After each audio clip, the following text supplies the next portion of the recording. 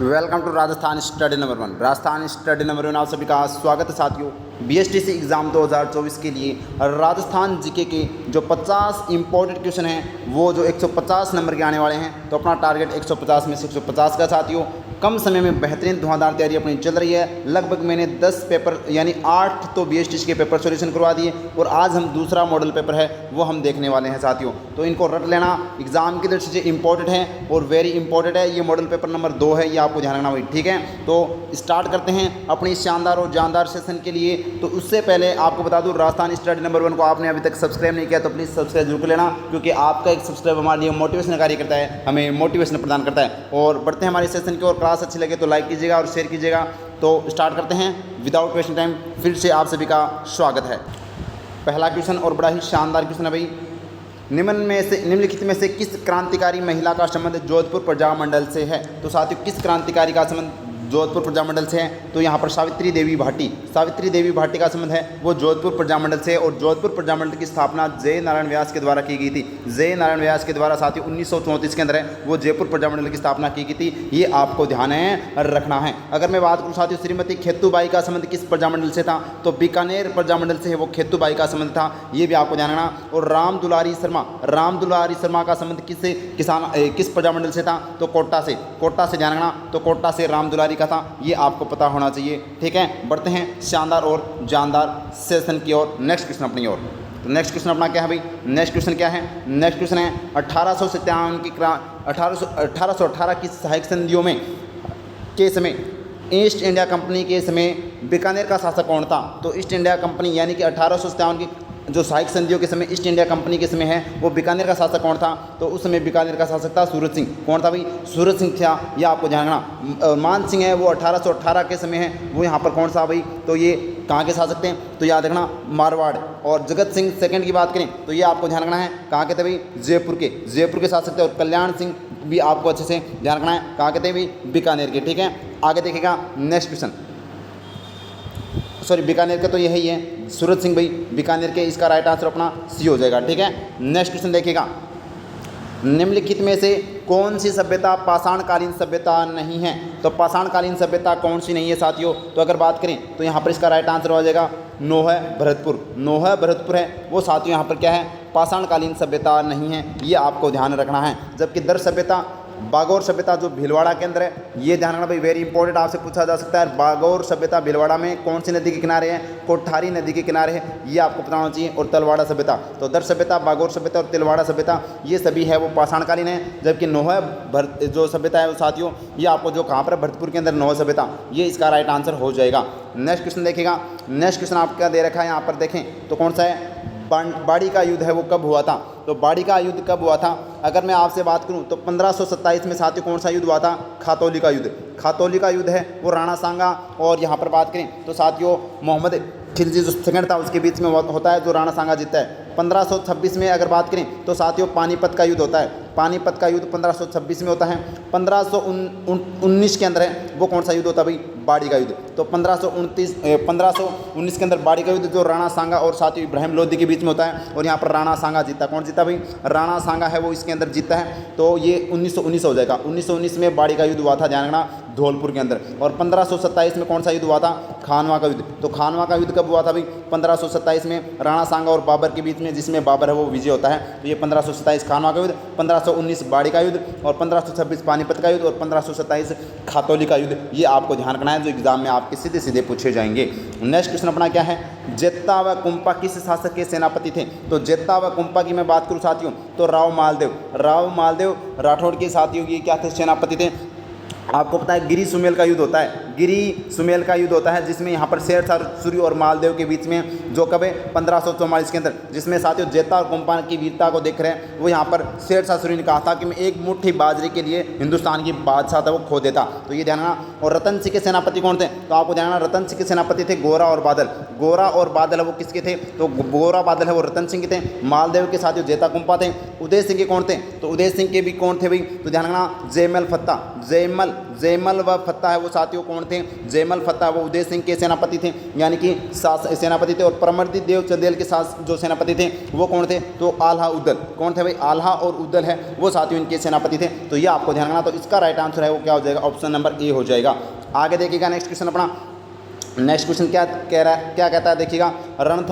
रणथंभौर शासक हमीरदेव चौहान पर जलालुद्दीन खिलजी का प्रथम आक्रमण कब हुआ था। तो आपको पता है प्रथम आक्रमण है वो 1990 से 1991 के बीच में। ये कौन है भाई, अलाउद्दीन खिलजी नहीं है, अलाउद्दीन खिलजी का चाचा जलालुद्दीन खिलजी है। तो जलालुद्दीन खिलजी ने यहाँ पर रणथंभौर पर है वो हमीरदेव चौहान पर 1290 से 91 के बीच में करता है। ये पहला था ये हमला, ठीक है, प्रथम आक्रमण था। दूसरा आक्रमण जलालुद्दीन खिलजी फिर करता है 1992 के अंदर, और दोनों बारी क्या हो जाता है, असफल हो जाता है। क्या हो जाता है भाई, असफल हो जाता है। उसके बाद में इसका जो भतीजा था अलाउद्दीन खिलजी, कौन था भाई, अलाउद्दीन खिलजी है वो 1301 में रणथंभौर पर हमला करता है साथियों, और हमीरदेव चौहान को है वो यहाँ पर सही मतलब वीरगति को प्राप्त हो जाते हैं, और इस पर रणथंभौर को वो जीत लेता है। कौन, अलाउद्दीन खिलजी, याद रखना भाई 1301 में। और यहाँ पर जल जोहर होता है, याद रखना। नेक्स्ट क्वेश्चन है, किस समिति की सिफारिश पर राजस्थान की राजधानी जयपुर बनाई गई थी। तो पी सत्यनारायण राव समिति, ऑप्शन नंबर इसका राइट आंसर हो जाएगा पी सत्यनारायण राव समिति की सिफारिश पर है वो साथियों यहाँ पर राजधानी वो जयपुर को बनाया गया था। ये आपको ध्यान रखना। तो ऑप्शन अपना क्या हो जाएगा, A is the right answer. Next question देखिएगा। नेक्स्ट क्वेश्चन क्या है भाई, हवा महल का निर्माण किस शासक के द्वारा जयपुर में करवाया गया। तो हवा महल का निर्माण सवाई प्रताप सिंह के द्वारा, हवा महल का निर्माण सवाई प्रताप सिंह के द्वारा करवाया गया था। और अगर बात करें कब करवाया गया था, तो 1799 में करवाया गया था। कितने मंजिला है, 5 मंजिला है। पहली मंजिल का नाम साथियों सरद है, याद रखना। और 5वीं मंजिल का नाम साथियों क्या है, तो हवा महल है। ये ध्यान रखना, हवा मंदिर और सरद मंदिर, याद रखना। और प्रताप सिंह द्वारा 1799 में 5 मंजिला है, और 953 झरोके हैं। कितने झरोके हैं, और कृष्ण जी की मुकुट के समान है उसकी आकृति है। तो ऑप्शन नंबर अपना क्या हो जाएगा, अपना बी हो जाएगा। क्या हो जाएगा, B is the right answer, ठीक है। नेक्स्ट क्वेश्चन देखिएगा। नेक्स्ट क्वेश्चन क्या अपना, तो नेक्स्ट क्वेश्चन है, राजस्थान इतिहास का एकमात्र अर्ध शाखा किस रियासत में संपन्न हुआ। तो अर्ध शाखा कहाँ पर हुआ था, जैसलमेर में। जैसलमेर में साथियों अर्ध शाखा हुआ था, ये आपको ध्यान रखना। तो यहाँ पर उस समय कौन था भाई, तो कल्याणमल, ठीक है, याद रखना। और ये कब है, 1550 की बात है। 1550 में यहाँ पर बात करें तो ये अर्ध शाखा होता है जैसलमेर के अंदर। जबकि सबसे ज़्यादा 3 शाखे कहाँ पर होते हैं, तो चित्तौड़ दुर्ग में। चित्तौड़ के अंदर सबसे ज़्यादा 3 शाखे होते हैं, और 2.5 शाखा की बात करें तो जैसलमेर में होता है, ये आपको पता होना चाहिए। और जल जो शाखा होता है वो कहाँ पर होता है भाई, तो ये अपना जल जोहर है वो रणथंभौर वाले में। नेक्स्ट क्वेश्चन है, बिजोलिया किसान आंदोलन का प्रचार प्रसार करने हेतु सर्वप्रथम किस समाचार पत्र का सहारा लिया गया था। तो बिजोलिया किसान आंदोलन का प्रचार प्रसार करने के लिए प्रताप समाचार पत्र, आपको पता है प्रताप समाचार पत्र जो साथियों गणेश शंकर विद्यार्थी के द्वारा है वो प्रकाशित किया जाता था। कहाँ से, कानपुर से गणेश शंकर विद्यार्थी है वो यहाँ पर करता था साथियों, ध्यान रखना, प्रताप समाचार पत्र। अगर मैं बात करूँ तो साथियों नवीन राजस्थान ये बात करें और तरुण राजस्थान, ये दोनों ही जो समाचार पत्र थे ये अजमेर से प्रकाशित करते थे। कौन है, विजय सिंह पथिक। जबकि राजस्थान केसरी समाचार पत्र का प्रकाशन है वो वर्धा महाराष्ट्र से है, वो 1919 में किया गया था। किसके द्वारा, यहाँ पर विजय सिंह पथिक के द्वारा। तो इसका राइट आंसर प्रताप समाचार पत्र हो जाएगा जो बिजोलिया किसान आंदोलन का प्रचार प्रसार किया था। नेक्स्ट क्वेश्चन क्या है अपना, राजस्थान में मरुको किला के नाम से विख्यात कौन है। तो राजस्थान में मरुको किला के नाम से विख्यात कौन भाई, अल्लाह जिलाई भाई, इनको मरुको किला के नाम से जाना जाता है। जबकि अगर आपसे पूछ ले कि राजस्थान की कोकिला किसे कहते हैं, तो राजस्थान की कोकिला किसे कहते हैं भाई, तो राजस्थान की कोकिला कहते हैं गौरी देवी। ये पाली की गौरी देवी, इनको साथियों राजस्थान की कोकिला कहते हैं। जबकि मरुको किला है वो अल्लाह जिलाई भाई को कहते हैं। अल्लाह जिलाई की बात करूँ तो राजस्थान केसरिया बालम पधारो नी मारा गीत सर्वाधिक बार गाया था, और इनको साथियों 1982 के अंदर पद्मश्री अवार्ड भी दिया गया। और ये बन्नो बेगम, अल्लाह जिलाई भाई, मांगी भाई और गौरी देवी, ये सभी है मांड गायिका है। कैसी गायिका है, मांड गायिका है। ये आपको पता होना चाहिए, वेरी इंपॉर्टेंट है। क्लियर बात, आगे देखिएगा। नेक्स्ट क्वेश्चन अपना क्या है, तो नेक्स्ट क्वेश्चन है, राजस्थान के किस लोक संत के उपदेश सिखों के धार्मिक गुरु ग्रंथ साहिबा में संकलित किया गया था। तो साथियों संत धन्ना धुवन, यहाँ पर बात करें धुवन टोंक में इनका जन्म होता है साथियों, धुवन टोंक में। और संत धन्ना, ये ध्यान रखना, इनका जो मतलब है इनकी बातें हैं वो ग्रंथ गुरु साहिबा के अंदर है, वो यहाँ पर सिख धर्म के अंदर है वो मिलते हैं। ये आपको पता होना चाहिए, वेरी वेरी इंपॉर्टेंट है, ठीक है। और धार्मिक आंदोलन का है वो राजस्थान के अंदर है, वो यहाँ पर उन्होंने प्रचार प्रसार किया था। जबकि संत दादू का जो मतलब जो पीठ है, यानी कि कहाँ पर भी, तो ध्यान रखना, नारायणा नारायणा दूदू के अंदर। और संत पेपा की बात करें तो साथियों याद रखना, संत पेपा की गुफा कहाँ पर है, तो टोडा रायसिंह। और संत पेपा की छतरी कहाँ पर है, गागरों दुर्ग में। और इनका नाम क्या था, प्रताप सिंह खिंचिता। क्या था, प्रताप सिंह खिंचिता, याद रखना। और संत धन्ना के गुरु कौन थे भी, रामानंद। कौन थे, रामानंद है वो साथियों इनके गुरु थे, ये आपको पता होना चाहिए। और संत जामोजी ने 29 उपदेश दिए थे। कितने उपदेश, और विष्णुई समाज की है वो यहाँ पर संप्रदाय की स्थापना की थी। और मुकाम बीकानेर में इनका क्या है, प्रधान पीठ है। नेक्स्ट क्वेश्चन देखिएगा, नेक्स्ट क्वेश्चन है महिलाओं के घाघरों की छपाई हेतु प्रसिद्ध प्रिंट है। तो घाघरों की छपाई के लिए प्रसिद्ध प्रिंट कौन सा भी, आजम प्रिंट। ऑप्शन नंबर क्या हो जाएगा, ए हो जाएगा। तो आजम प्रिंट की बात करें तो ये आजम अकोला चित्तौड़गढ़ की है भाई, अकोला चित्तौड़गढ़ की है वो, ध्यान रखना क्या है भाई, चित्तौड़ की है वो साथियों, अकोला आजम प्रिंट है जो घाघरों की छपाई के लिए प्रसिद्ध है। अजरक प्रिंट कहाँ की भाई, अजरक प्रिंट है वो साथियों बालोतरा की है। कहाँ की है, बालोतरा की है। सांगानेर प्रिंट साथियों अगर बात करें तो ये कहाँ की है, सांगानेर जयपुर की। और बगरू प्रिंट, बगरू यहाँ पर बात करें तो साथियों गुंटे की छपाई की जाती है, गुंटे की छपाई की जाती है, ये आपको ध्यान रखना। अदरक की बात करें तो साथियों यहाँ पर बात करें तो मलमल के जो होते हैं ना उनके छपाई की जाती है, ये आपको ध्यान रखना है।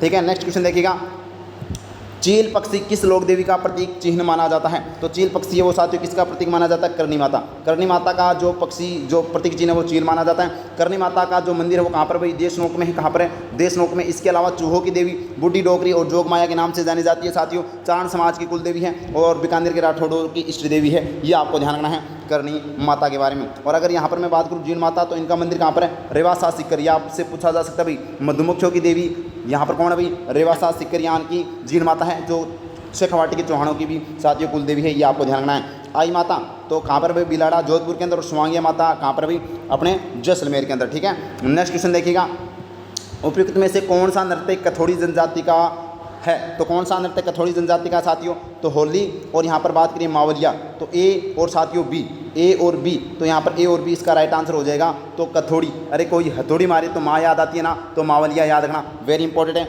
यहाँ पर अगर मैं बात करूँ साथियों भील का कौन सा नृत्य, तो भील जनजाति के आपके नृत्य वैसे मैंने करवा रखे हैं, यूट्यूब पर भी करवा रखे हैं, ऑफलाइन भी करवा रखे हैं, तो आप है वो देख लेना। ठीक है, आगे देखिए। और वैसे शिकार आपको बता दूँ किस कौन से भाई, शिकार कंजर।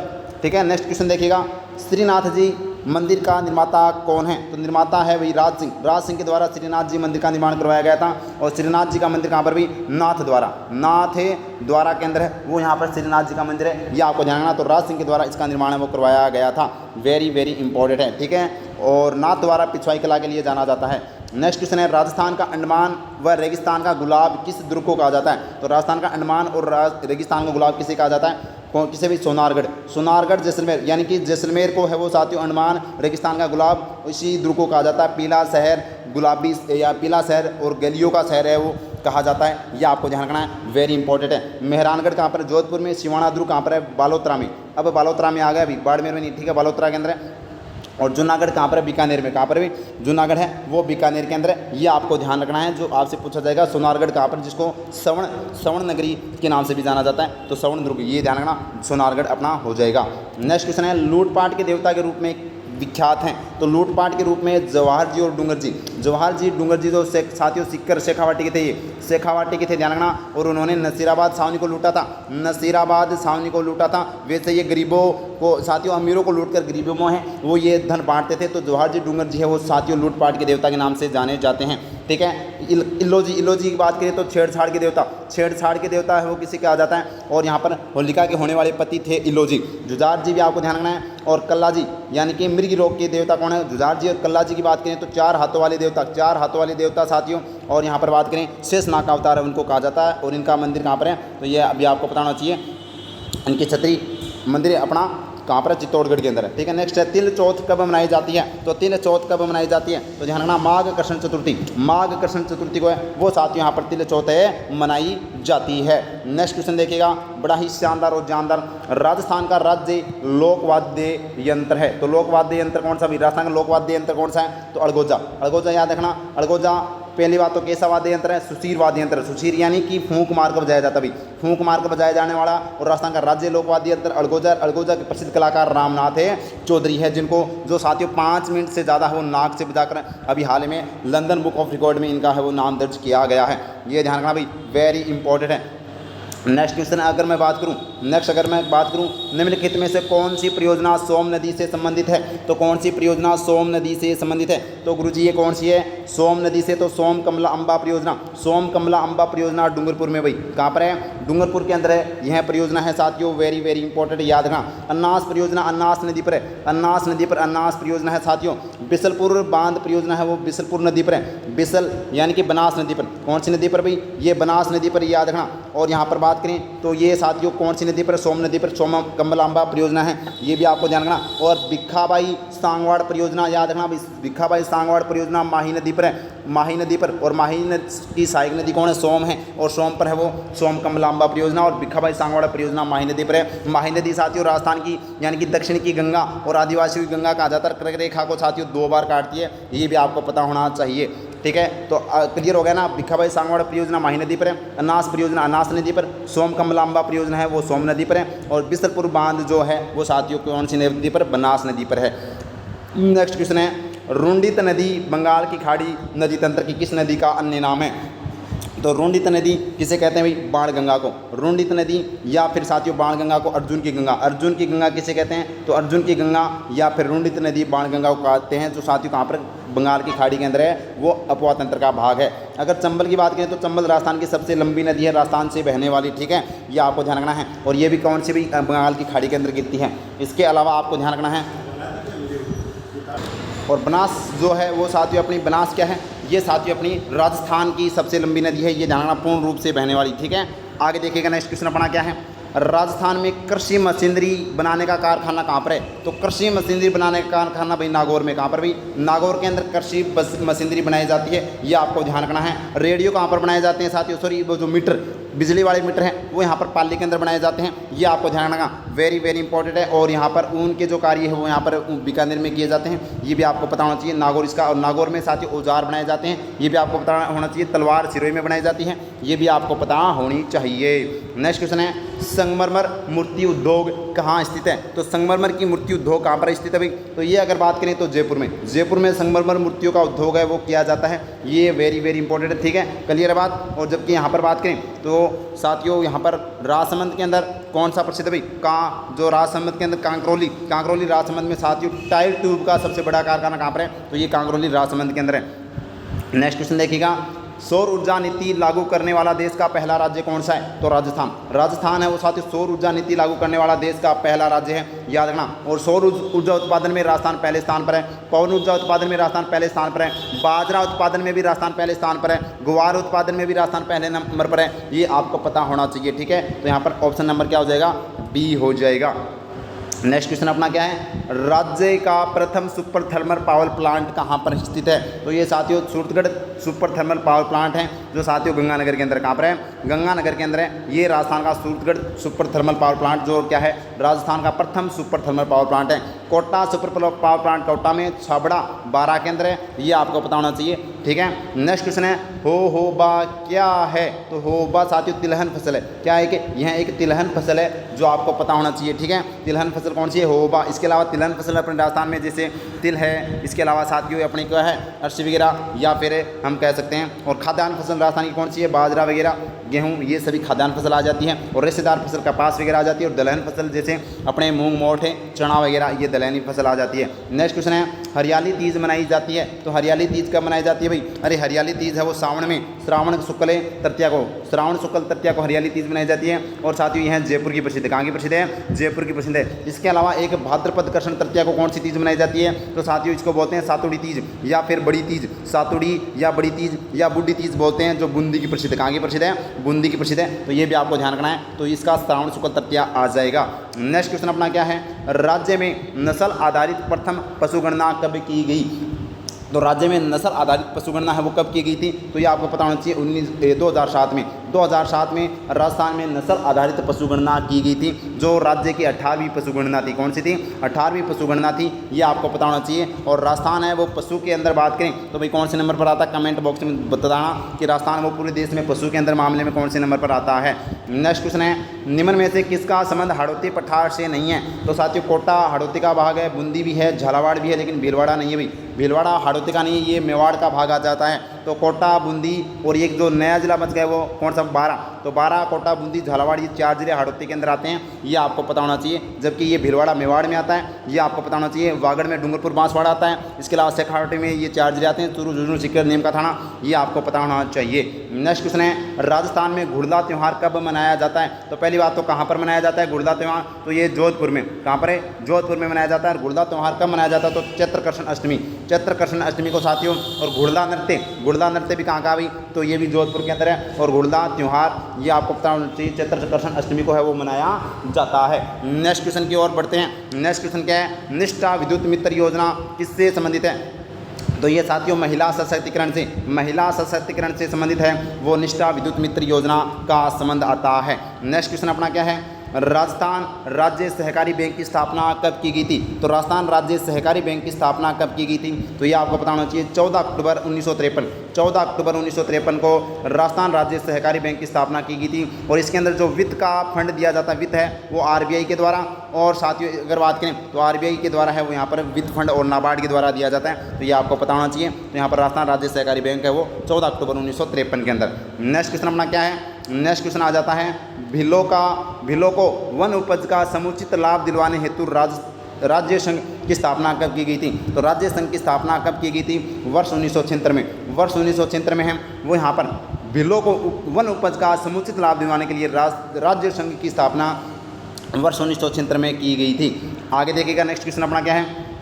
राजस्थान सौर ऊर्जा नीति को कब लॉन्च किया गया था? तो राजस्थान सौर ऊर्जा नीति को कब लॉन्च किया गया था? तो ये साथियों 19 दिसंबर 2019 को 19 दिसंबर 2019 को अशोक गहलोत के द्वारा है वो यहाँ पर बात करें तो साथियों यहाँ पर सौर ऊर्जा नीति लागू की गई थी। और इसी 19 दिसंबर 2019 को सौर ऊर्जा नीति को भी है वो लागू किया गया है। तो आपसे सौर ऊर्जा नीति पूछी जा सकती है। और ये सौर ऊर्जा और साथियों पवन ऊर्जा नीति को भी है वो इसी 19 दिसंबर 2019 को लॉन्च किया गया था, और सौर ऊर्जा को, तो ये दोनों ही है वो ध्यान रखना भाई, ऑप्शन नंबर सी हो जाएगा।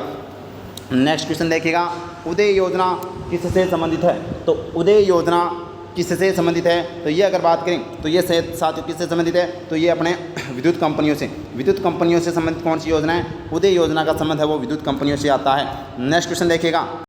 नेक्स्ट क्वेश्चन है, पर्युषण पर्व किस समुदाय से संबंधित है? तो ये साथियों जैन समुदाय के द्वारा है वो पर्युषण पर्व मनाया जाता है। ये आपको पता होना चाहिए। राम स्नेही संप्रदाय की पीठ कहाँ पर भाई? शाहपुरा के अंदर है। ये आपको पता होना चाहिए, वेरी इंपॉर्टेंट है। ये मैं थोड़ा छोटा कर लेता हूँ क्वेश्चन ताकि आपको अच्छे से दिखाई दे। तो क्वेश्चन अपना देखिएगा, सूची 1 और सूची 2 के साथ है वो सम्मिलित करना आपको। सूची 1 और सूची 2 दे रखिए। स्टेट वूल मिल्स कहाँ पर भाई? तो आपको बता दूँ स्टेट वूल्स मिल है वो बीकानेर के अंदर है।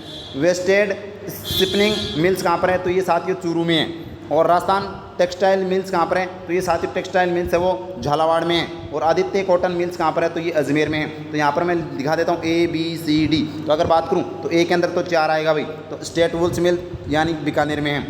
और वेस्टेड स्पिनिंग मिल्स चूरू के अंदर यानी कि 3 आएगा बी में। और राजस्थान टेक्सटाइल मिल्स झालावाड़ में यानी कि सी में 2 आएगा। और डी में आदित्य कॉटन है वो अजमेर में है यानी 1 आएगा। तो 43 21 किस में भाई? ऑप्शन नंबर 1 दिखाई दे रहा है मेरे को। तो यहाँ पर ऑप्शन नंबर 1 इसका राइट आंसर हो जाएगा। नेक्स्ट क्वेश्चन देखेगा। नेक्स्ट क्वेश्चन क्या अपना राजस्थान में जीवन धारा योजना का संबंध है? तो राजस्थान में जीवन धारा योजना का संबंध किससे है साथियों? तो ये ध्यान रखना, सिंचाई कुओं का निर्माण।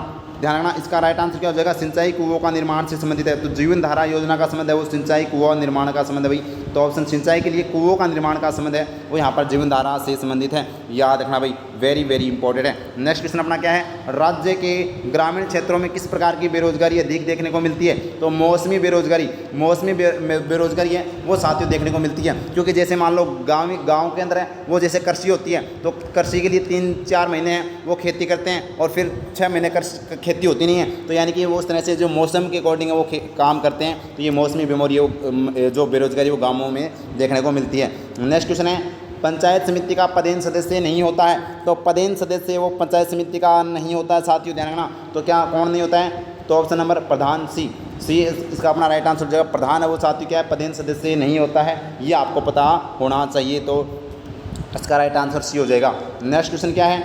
विधानसभा के निर्वाचित सदस्य किसके समक्ष प्रतिज्ञान या शपथ लेते हैं। तो विधानसभा के जो निर्वाचित सदस्य हैं ना, वो किसके समक्ष प्रतिज्ञान या शपथ लेते हैं? तो साथियों राज्यपाल या राज्यपाल के द्वारा नियुक्त जो व्यक्ति के समक्ष है वो क्या लेते हैं? शपथ लेते हैं। तो यहाँ पर जो विधानसभा के जो विधायक होते हैं ना, वो साथियों जब चुनकर आते हैं तो वो साथियों राज्यपाल या राज्यपाल के समक्ष व्यक्ति के समक्ष वो शपथ लेते हैं। तो इसका राइट आंसर क्या हो जाएगा? ये आपको पता होना चाहिए। और प्रोटेम स्पीकर है वो इनको शपथ दिलाता है, ठीक है। और वर्तमान में प्रोटेम स्पीकर कौन है? तो ये ध्यान रखना भाई, वेरी इंपॉर्टेंट है। बताना भाई कमेंट बॉक्स में कि वर्तमान में प्रोटेम स्पीकर कौन है।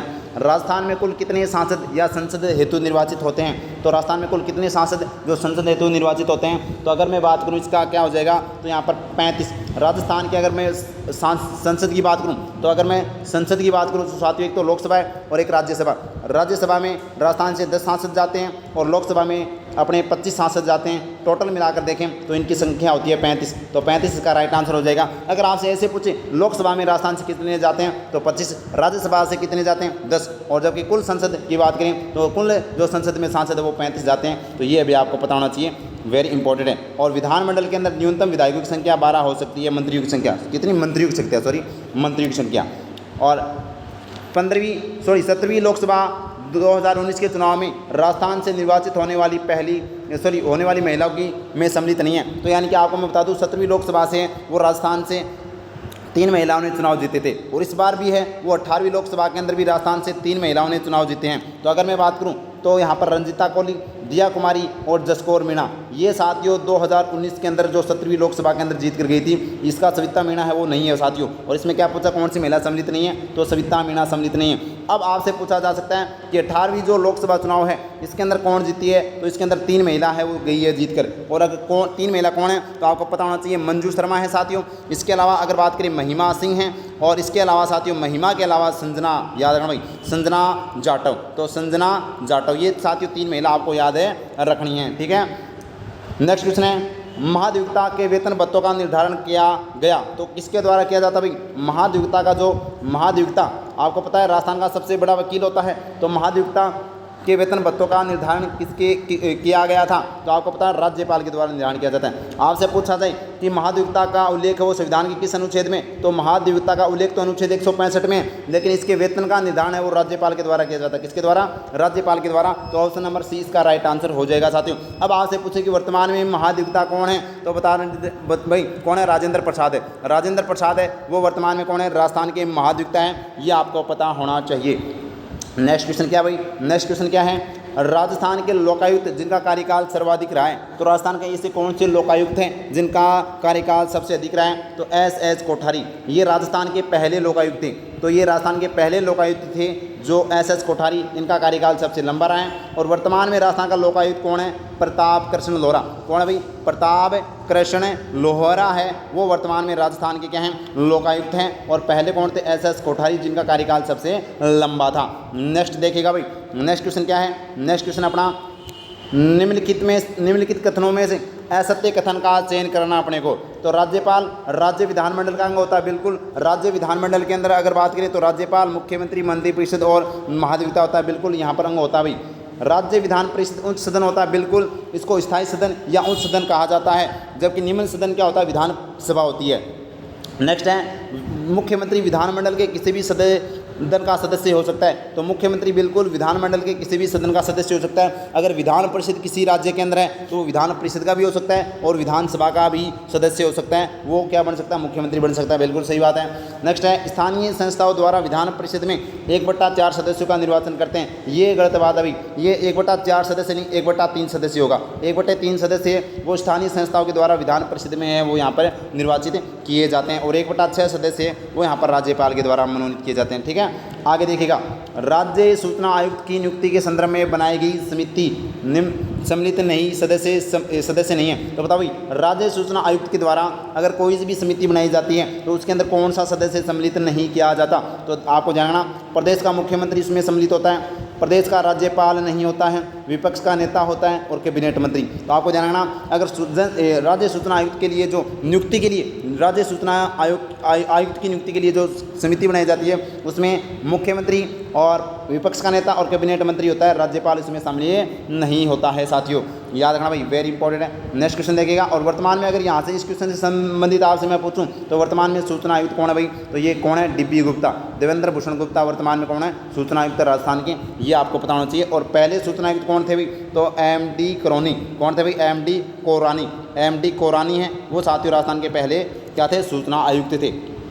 आगे देखिएगा नेक्स्ट क्वेश्चन क्या है, राजस्थान जन सूचना पोर्टल की शुरुआत के समय कितने विभाग व योजनाओं को सम्मिलित किया गया था, तो जन सूचना पोर्टल की शुरुआत है वो आपको मैं बता दूं 2019 के अंदर की गई थी, 2019 के अंदर की गई थी। और इसमें 13 विभाग और 23 योजनाएं थी जब शुरुआत में इसकी शुरुआत की गई थी, तो 13 विभाग और 23 योजनाएं थी जब शुरुआत की गई थी, ये आपको पता होना चाहिए। नेक्स्ट क्वेश्चन अपना क्या है, नेक्स्ट क्वेश्चन है हिजरी सन का पहला महीना कौन सा है, तो हिजरी सन का पहला महीना साथियों मुहर्रम आता है, कौन सा आता है, मुहर्रम है वो हिजरी सन का पहला महीना आता है, तो इसका यहाँ पर option number 1 is the right answer हो जाएगा।